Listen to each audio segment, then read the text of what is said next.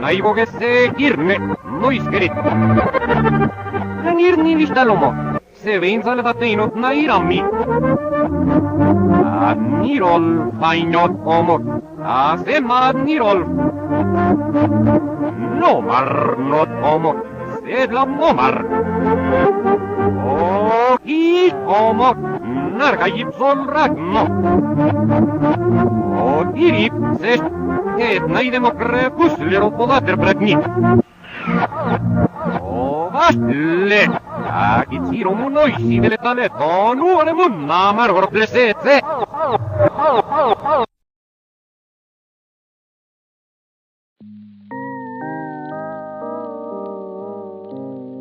Mi tío abuelo, Roberto, fue siempre una figura enigmática en mi familia.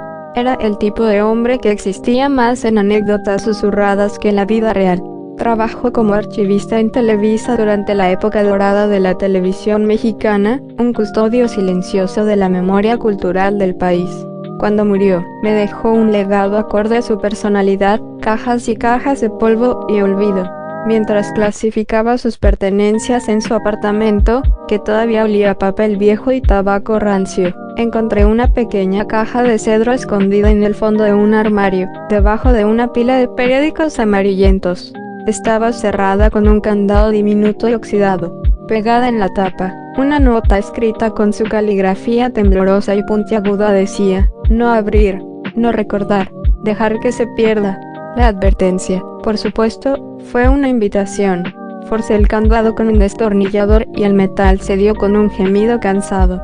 Dentro, sobre un lecho de terciopelo rojo descolorido, descansaba una sola cinta de video Betamax. Su etiqueta, manchada por la humedad, tenía un texto mecanografiado: Chavo Ep. 149, final alterno diagonal ensayo técnico, no emitir, destruir. La palabra destruir estaba subrayada 2 veces con tinta roja. Sentí un escalofrío que no tenía nada que ver con el frío del apartamento. Me tomó casi una semana encontrar un reproductor Betamax que funcionara. Finalmente, un coleccionista de antigüedades me prestó uno, un armatoste pesado que zumbaba como un animal moribundo. Esa noche, con las luces apagadas y el corazón latiéndome en la garganta, introduje la cinta. La pantalla cobró vida con una explosión de estática antes de mostrar el familiar logo de Televisa. Pero la música de apertura, esa alegre melodía de Jean-Jacques Perrey, estaba deformada. Sonaba más lenta, desafinada, como una caja de música rota tocando en una habitación vacía. Era una versión lúgubre de un recuerdo feliz.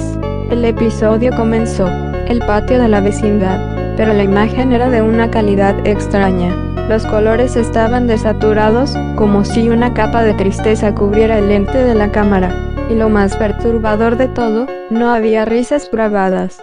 El silencio era el protagonista, un silencio denso, pesado, que lo aplastaba todo. La primera escena mostraba a Kiko junto a la pared, sosteniendo su pelota de playa. No la hacía rebotar ni gritaba sus frases habituales. Simplemente la abrazaba, mirando fijamente el barril del Chavo con unos ojos desorbitados, llenos de una ansiedad impropia de un niño. La Chilindrina estaba sentada en el primer escalón de la escalera, con las rodillas pegadas al pecho. No hacía pucheros ni planeaba travesuras. Su mirada estaba perdida, como si estuviera viendo un fantasma que solo ella podía percibir. Don Ramón salió de la casa 10. Su caminar no era el de siempre, ágil y cómico. Se movía con la pesadez de un hombre que carga con una pena invisible. Miró a los niños, luego al barril. Su rostro, un lienzo para la comedia, era ahora una máscara de angustia pura. Chavo. Su voz salió como un susurro ronco, sin la fuerza para cruzar el patio. Lo intentó de nuevo, más fuerte. Chavito, ya es tarde, ándale, sal a comer. Hice agua de Jamaica. La oferta sonó desesperada, patética. No hubo respuesta desde el barril. Ni un "es que no me tienes paciencia", ni un asomo de su corracuadros. Nada. Doña Florinda y el profesor Girafales entraron en escena. Su entrada carecía de toda ceremonia. No hubo el galante Doña Florinda, ni el coqueto "nos gusta pasar a tomar una tacita de café". Simplemente caminaron hasta el centro del patio y sus miradas, como las de todos los demás, se clavaron en el barril. El profesor Girafales se quitó el sombrero, no como un saludo, sino como un gesto de luto. «Tesoro», la voz de doña Florinda temblaba. «Dile a tu amigo que salga. Ya no estamos enojados con él por lo de las macetas». Su excusa era frágil, como si ella misma no recordara por qué estaban supuestamente enojados. Kiko de repente gritó, «Chusma, chusma», pero no era una burla. Era un lamento, un grito de pánico infantil. Corrió hacia don Ramón y, en un acto completamente fuera de personaje, tiró de su camisa. «Dígale que salga, dígale que le presto mi pelota, pero que salga ya». El señor Barriga entró por el portón. Su llegada, normalmente un evento ruidoso y cómico, fue silenciosa. Ni siquiera traía su maletín. Se detuvo en la entrada, su enorme figura proyectando una larga sombra sobre el patio. Miró la escena, asintió lentamente para sí mismo con una expresión de resignación sombría, y se quedó allí, como un espectador esperando el inevitable final de una tragedia. La tensión se podía cortar con un cuchillo. Era como ver una fotografía familiar justo antes de que ocurriera un accidente. Todos los elementos estaban ahí, congelados en un momento de pavor anticipado. Finalmente, don Ramón, derrotado, caminó hacia el barril. Cada paso parecía costarle un mundo. Se arrodilló, y la cámara hizo un primer plano de su rostro. Las arrugas alrededor de sus ojos parecían más profundas, oscuras. «Mira, chavito». Su voz se quebró. «Te prometo que si sales, te pago un año de renta. No, te compro todas las tortas de jamón del mundo. Pero por favor, sal». Su súplica no era para un niño, era una plegaria a un dios ausente. «Demuéstranos que sigues aquí».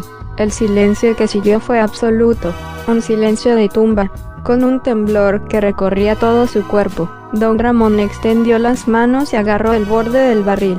La cámara se alejó, mostrándonos la escena completa, como si el camarógrafo mismo tuviera miedo de ver de cerca. Lo levantó lentamente. No oímos nada. La cámara se quedó fija en los rostros de los demás. La Chilindrina ahogó un grito mudo, sus ojos se abrieron con un horror que ningún niño debería conocer. Kiko se desplomó en el suelo, sollozando sin lágrimas. Doña Florinda se llevó una mano al corazón y retrocedió, chocando contra el profesor Girafales, quien la sostuvo con brazos que parecían no tener fuerza. La cara del señor Barriga se ensombreció, como si presenciara la confirmación de su peor temor.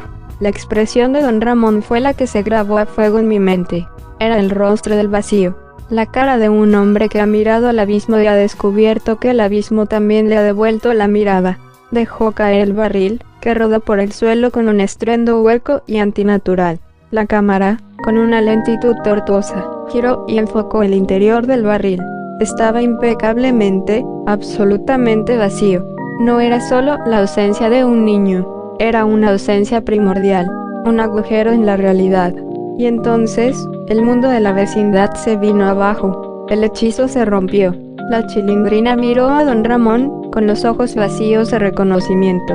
«Papá», susurró, y luego su rostro se tornó confuso. ¿Quién es usted?» Don Ramón la miró, luego a sus propias manos, como si fueran de un extraño.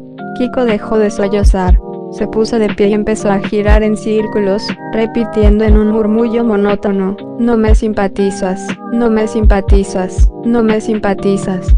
Su imagen comenzó a parpadear, como una mala señal de televisión. El audio se corrompió por completo. Las voces se convirtieron en una cacofonía de susurros, fragmentos de frases icónicas mezcladas con estática. Fue sin querer queriendo. Ta ta ta ta. Tenía que ser el chavo. La pintura de las paredes empezó a pelarse en cámara rápida. La madera de las puertas se agrietaba y se convertía en polvo. El cielo azul brillante del set se tiñó de un gris enfermo. Vi, por un instante, la puerta del departamento 8 abrirse sola, revelando una oscuridad impenetrable, un vacío negro que parecía succionar la poca luz que quedaba en el patio. El chavo nunca fue un huérfano que vivía en un barril. El chavo era el ancla. Una alucinación colectiva, un recuerdo fabricado por almas en pena para soportar la eternidad en ese purgatorio. Eran fantasmas atrapados en un bucle, y el chavo era el pegamento que mantenía unida su frágil realidad. Al confrontar su inexistencia, destruyeron su propio mundo. La imagen se degradó hasta convertirse en ruido blanco. Pensé que había terminado, pero el audio continuó. Durante casi 2 minutos, que se sintieron como horas, lo único que se escuchó fue el llanto desconsolado de un niño. Un llanto que no sonaba humano. Era el eco de la soledad misma. Luego, un último susurro, claro y cercano, justo antes de que la cinta se cortara. Es que no me tienen paciencia. Arranqué la cinta del reproductor y la hice pedazos. Quemé los fragmentos en el fregadero hasta que solo quedó un trozo de plástico derretido y maloliente. Pero no se puede quemar un recuerdo. Han pasado años. A veces, en el silencio de la noche, cuando estoy entre el sueño y la vigilia, me parece oírlo, el eco de ese llanto. Y una pregunta me atormenta: si el chavo era la mentira que los mantenía cuerdos, ¿cuántos barriles vacíos tenemos en nuestras propias vidas que nos negamos a mirar por miedo a que nuestra propia realidad se desmorone?